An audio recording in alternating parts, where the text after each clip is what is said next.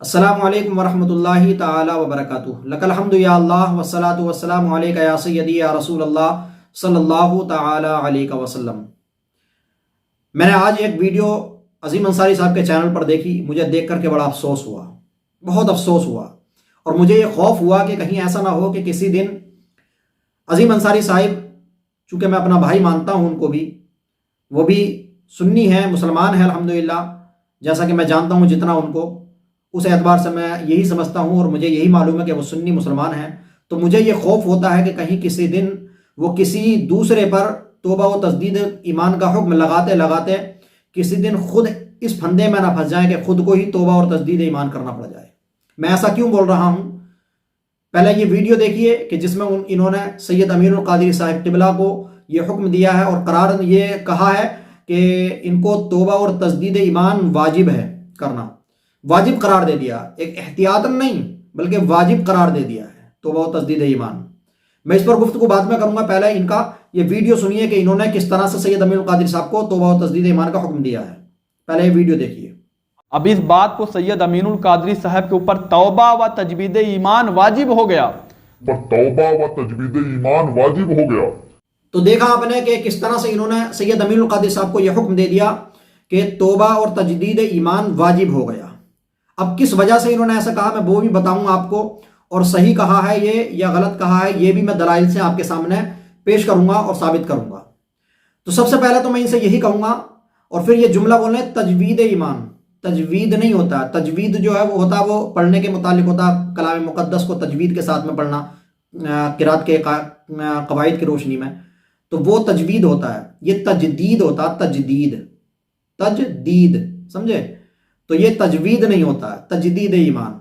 تو اگر کاش آپ پڑھ لیے ہوتے، تھوڑا بہت مدرسے میں کچھ وقت گزارا ہوتا، علماء اکرام کی صحبت حاصل کی ہوتی، کچھ کتابیں پڑھی ہوتی، تو شاید کہ آپ کو یہ بھی معلوم ہوتا کہ جملے کیا ہیں، کس طرح سے بولنا چاہیے، اور یہ بھی معلوم ہوتا کہاں کون سا جملہ بولا جاتا ہے، کہاں کس وقت کسی کو تجدید ایمان کا حکم دیا جاتا ہے، کہاں پر جو ہے توبہ کا حکم دیا جاتا ہے، کہاں پر خاموش رہا جاتا ہے، یہ بھی معلوم ہوتا اگر پڑھ لیے ہوتے۔ تو آپ کم علمی کی وجہ سے اپنے کسی کو بھی کسی بھی بات پر ڈائریکٹ توبہ اور تجدید ایمان کا حکم دے دیتے ہیں۔ میرے پیارے، میں آپ کو یہی سمجھاتا ہوں، مجھے آپ کی فکر ہے، اور ہر مسلمان سنی صحیح العقیدہ کے ایمان و عقیدے کی فکر ہوتی ہے کہ کہیں ایسا نہ ہو وہ کسی جانے انجانے میں یا کم علمی کی وجہ سے اپنے ایمان و عقیدہ خراب کر لے، یا کسی کے بغض و عناد میں اتنا گر جائے یا کسی بھی معاملے میں اتنا آگے بڑھ جائے کہ وہ اپنا ایمان و عقیدہ ہی خراب کر بیٹھے۔ مجھے یہ فکر ہوتی ہے۔ تو میرے پیارے دیکھیے، کسی کو بھی رد کرنے میں منع نہیں کر رہا ہوں، جس کا چاہیں آپ اس کا رد کریں، لیکن دائرے میں رہتے ہوئے، شریعت کے دائرے سمجھنے کے لیے رد کیجئے، لیکن شریعت کے دائرے میں رہتے ہوئے، اور اس اعتبار سے رد کیجئے کہ کہیں ایسا نہ ہو کسی دن رد جو ہے الٹا ہم ہی پہ پڑ جائے، ایسا مت کیجئے، ورنہ کسی دن جو ہے دوسروں کو تجدید ایمان کا حکم دیتے دیتے جو ہے کسی دن خود کو تجدید ایمان کرنا پڑ جائے گا آپ کو۔ میں ایسا اس لیے کہہ رہا ہوں کہ جو آپ نے آج سید امین القادری صاحب کو یہ حکم دیا ہے اور یہ واجب قرار دیا ہے کہ ان کو تجدید ایمان کرنا یہ واجب ہے، تو واجب سے کیا سمجھتے ہیں آپ؟ کیا سید امین القادری نے کفر کر لیا، کافر ہو گئے ہیں وہ معاذ اللہ؟ یا تو آپ یہ حکم دیں کہ کافر ہو گئے تب تجدید ایمان کرنا واجب ہے، اور کہیں ان سے کہ وہ اعلان کر دیں کہ وہ کافر ہو گئے، یا اگر کافر نہیں ہوئے ہیں، انہوں نے غلط بولا ہے، تو تجدید ایمان واجب کیوں قرار دے دیا آپ نے؟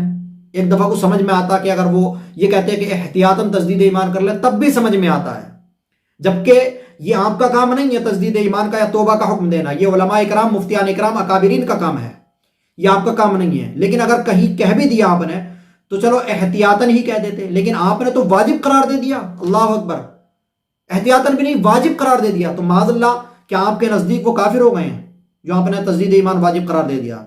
یا تو آپ کے نزدیک کافر ہو گئے ہیں، اور اگر کافر ہو گئے ہیں تو آپ کھلے طور پر جو ہے اعلان کیجئے ان کے کفر کا، ثابت کیجئے، اور اگر کافر نہیں ہوئے ہیں تو پھر آپ نے یہ جملہ کیوں بولا کہ ان کو جو ہے تجدید ایمان ان پر واجب ہے؟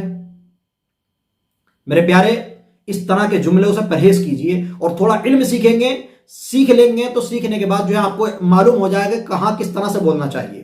اب میں آپ کو بتا دوں، انہوں نے اپنی ویڈیو میں تقریباً 5 منٹ 23 سیکنڈ پہ یہ بات بولی ہے، سید امین القادری صاحب کو تجدید ایمان کا جو حکم دیا ہے، واجب قرار دیا ہے ان کو کہ واجب ہے ان پر تجدید ایمان کرنا۔ تو یا تو آپ ان کا کفر ثابت کیجئے، اور اعلان کیجئے کہ وہ کافر معاذ اللہ. اور اگر کافر نہیں ہے تو پھر آپ نے تجدید ایمان واجب کیوں قرار دیا؟ میرا پہلا سوال آپ کو. اور جواب ضرور دینا. آپ جواب نہیں دے پاتے ہیں میری بات کا، اس والی بات کا بھی جواب نہیں دیا آپ نے آج تک، اور پتہ نہیں دیں گے بھی یا نہیں، اس کا جواب بھی آپ کے پاس ہے یا نہیں، کہ جو مجھ پر الزام لگایا تھا جھوٹا کہ میں نے معاذ اللہ رب العزت کو زمان و مکان کے ساتھ میں مقید کر دیا ہے. اگر اس پر آپ گفتگو کریں گے اور کوئی بات کریں گے تو پھر میں اس پر بھی بتاؤں گا آپ کو کہ کہیں ایسا نہ ہو کہ آپ ہی کو تجدید ایمان کرنا پڑ جائے. آپ گفتگو تو کریں کم سے کم اس بات پر، اس موضوع کو آگے بڑھائیں. تو میرے پیارے، اپنے آپ کو بچائیے، اپنے ایمان و عقیدے کی حفاظت کیجیے. کسی کا رد کرنے میں اتنے مت گر جائیے کہ ایسے جملے بولو کہ خود کو تجدید ایمان کرنا پڑ جائے. اب میں آپ کو بتا دوں کہ سید امین القادری صاحب قبلہ نے ایک تقریر کے دوران یہ بیان کیا، جیسا کہ بہت سارے مقررین اور بھی بیان کرتے ہیں، میں نے بہت سارے مقررین سے سنا ہے کہ زنا ایک قرض ہے. زنا کی مذمت بیان کرتے ہوئے انہوں نے یہ بیان کیا ہے کہ زنا ایک قرض ہے، اگر آج تم کرو گے تو کل تمہاری بہن بیٹی وغیرہ جو ہے اس کا قرض چکائے گی. اور یہ انہوں نے حدیث کہا ہے کہ یہ حدیث ہے. دیکھیے، میں جو صحیح ہوتا اس کو صحیح کہتا ہوں، جو غلط ہوتا اس کو غلط کہتا ہوں. بلا شبہ یہ حدیث نہیں ہے. یہ سید امین القادری صاحب نے غلط بولا کہ یہ حدیث ہے.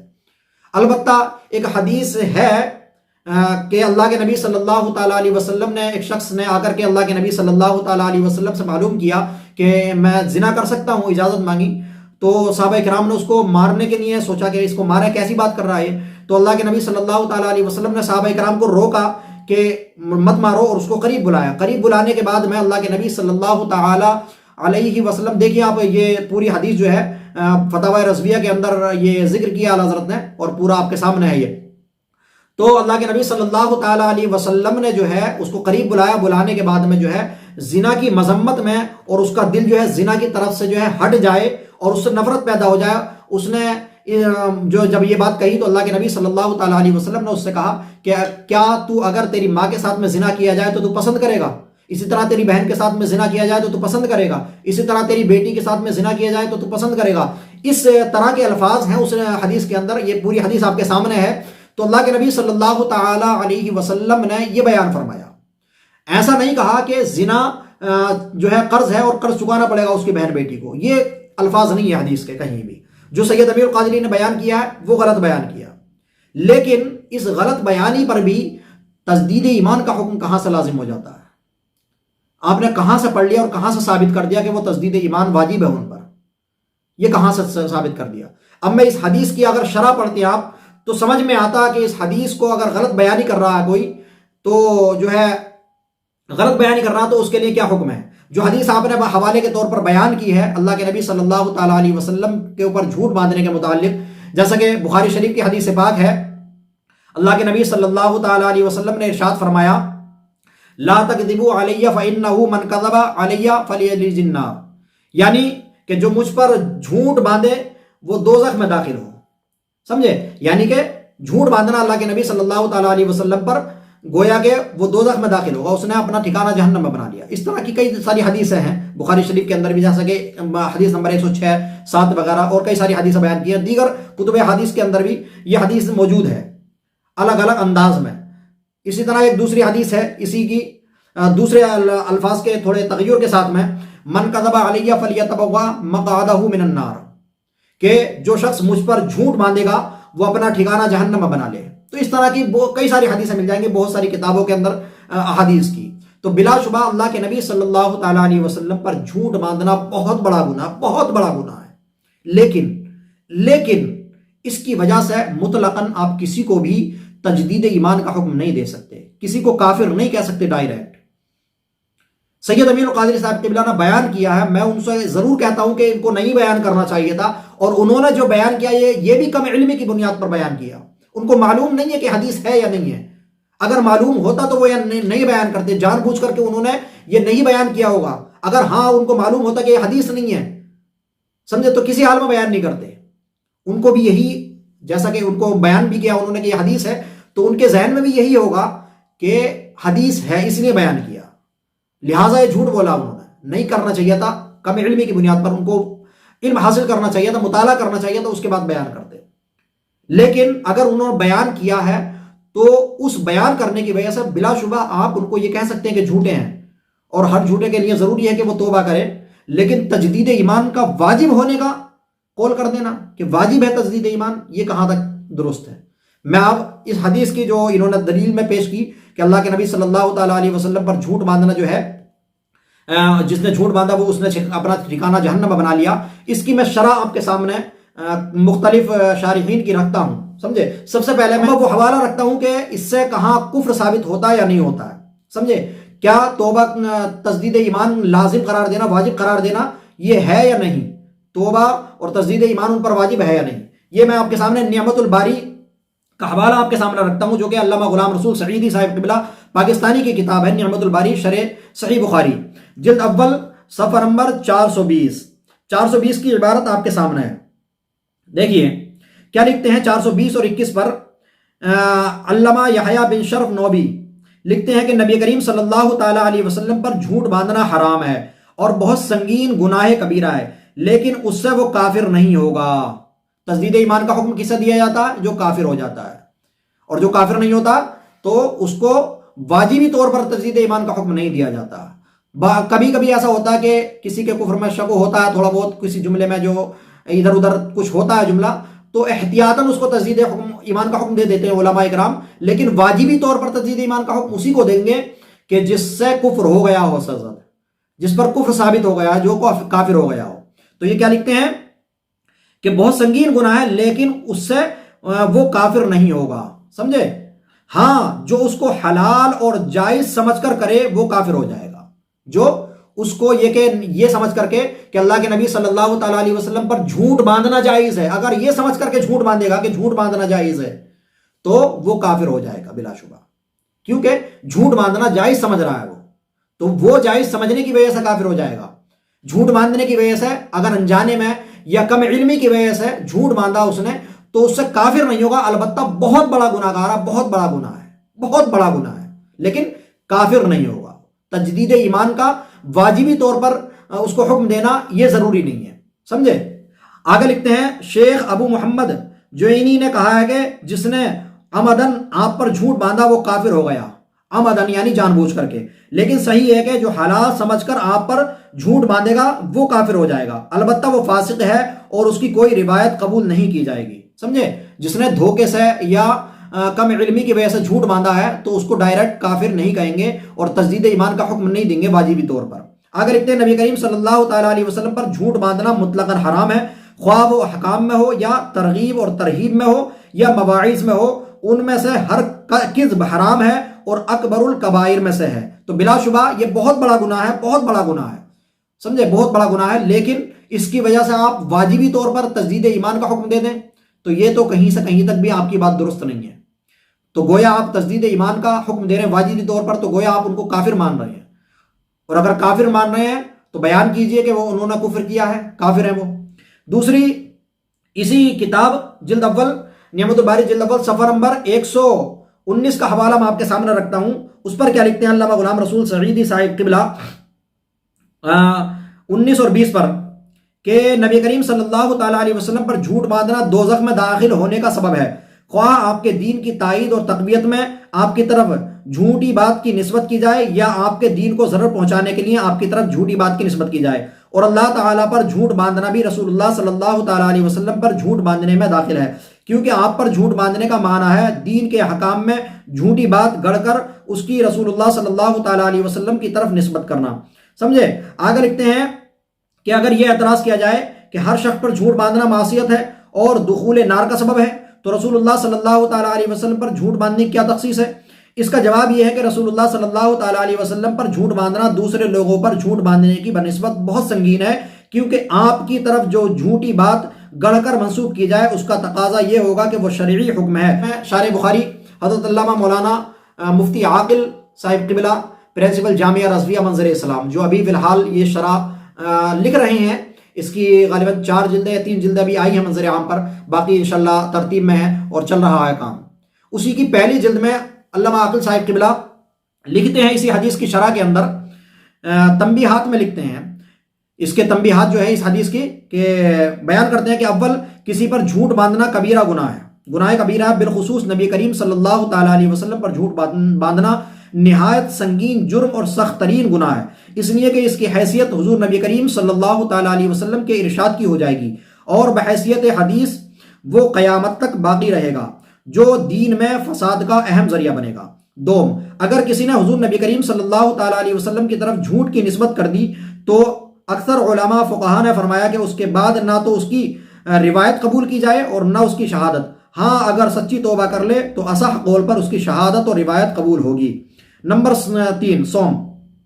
حدیث گڑنا مطلقاً حرام ہے، چاہے احکام سے متعلق ہو یا ترہیب سے متعلق ہو، یعنی اعمال صالحہ کی فضیلت یا اعمال سیئہ کی شر و قباحت میں حدیث گڑنا حرام ہے۔ آگے علامہ عاقل صاحب قبلہ جو ہے لکھتے ہیں اسی حدیث کے متعلق عمدۃ القاری کے حوالے سے کہ چہارم جو جان بوجھ کر موضوع حدیث بیان کرے وہ بھی اس وعید میں داخل ہے، یعنی کہ اپنا ٹھکانہ جہنم میں بنا لے، جب تک کہ اس حدیث کا موضوع ہونا یہ بیان نہ کرے۔ عمدۃ القاری کے حوالے سے یہ علامہ عاقل صاحب قبلہ نے بیان کیا ہے، جلد اول امداد القاری، جو ابھی جلدی میں لکھی گئی ہے، امداد القاری جلد اول، صفحہ نمبر جو ہے اس کا 583 584، امداد القاری جلد اول کے اندر، سمجھے؟ یہ اسکرین پر بھی آپ کے سامنے ہے۔